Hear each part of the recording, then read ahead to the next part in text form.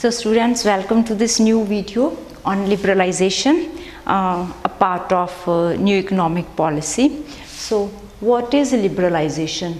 इसको हम उदारीकरण कहेंगे. It is opposite to जैसे हम ट्रेडिशंस की बात करें तो वो कंजर्वेशन आ जाएगी, तो कंजर्वेटिव आइडिया से लिबरल आइडियाज़ होते हैं.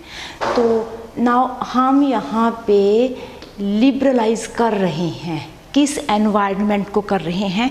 फॉर द प्राइवेट सेक्टर, जिसको हमने पहले अंडर कंट्रोल्स में रखा था. जैसे कि कई घरों में लड़कियों को कह देते हैं ये करना है, ये आपने नहीं करना, ये बेटा करेगा. तो पब्लिक सेक्टर बेटा बना हुआ था, प्राइवेट सेक्टर जो था वो एक बेटी बनी थी, उसके लिए बड़ी रिस्ट्रिक्शंस थी. आजकल ओपनिंग अप हुई है, तो every child is a child. Girls are given as much freedom as boys are given. They are given as many opportunities as boys are given. So ये हमारी liberalization जो है गवर्नमेंट एंड प्राइवेट सेक्टर के जो है, जो पहला scene था उससे अपोजिट है. तो इसमें दो चीज़ें आएंगी, तीन आ रही हैं. तो डीरेगुलेट कर दिया हमने, जो उनके कोटास थे जो वो डी लाइसेंसिंग कर दी है. तो किसको किया है? ये प्राइवेट सेक्टर को. आगे उसके ऊपर फिक्स था कि उनको परमिट लेना पड़ेगा और कितना कोटा जो है वो प्रोड्यूस करेंगे, कितना उनका है. अगर उन्होंने आगे अपने कंसर्न को बढ़ाना है, फिर से परमिशन लेनी पड़ेगी, फिर से ये करना पड़ेगा. तो उसको वो जो हमारे उनके ऊपर चेक्स एंड कर्ब्स थे, उनका जो रिमूवल है उसको हमने कह दिया उदारीकरण. तो ये दोनों तरफ से होता है. तो हमने इनको क्या किया है, जो प्राइवेट सेक्टर है उसमें हमने उनकी लाइसेंसिंग ख़त्म कर दी है. किसी ने अपना न्यू सेटअप करना है, स्टार्ट किसी प्रोडक्शन को यूनिट का, तो उनको गवर्नमेंट से परमिशन लेने की ज़रूरत नहीं है. They can start right away. तो इस तरह से जो डी रिजर्व्ड हैं, तो पहले कहता है ये सिर्फ बेटा ही करेगा. बेटा कौन था? Public sector. तो पहले इनके लिए 18 जो एरियाज ऑफ प्रोडक्शन थे रिजर्व्ड थे, फिर वो 8 रह गए न्यू इकोनॉमिक पॉलिसीज़ में.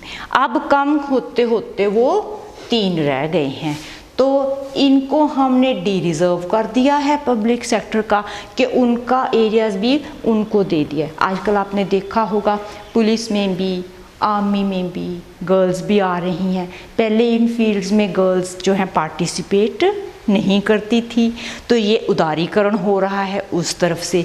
इधर उदारीकरण हो रहा है कि पहले वो सिर्फ पब्लिक सेक्टर पे यूज़ कर सकता था, अब नहीं, अब प्राइवेट सेक्टर भी उन एरियाज़ में प्रोडक्शन भली भांत कर सकते हैं.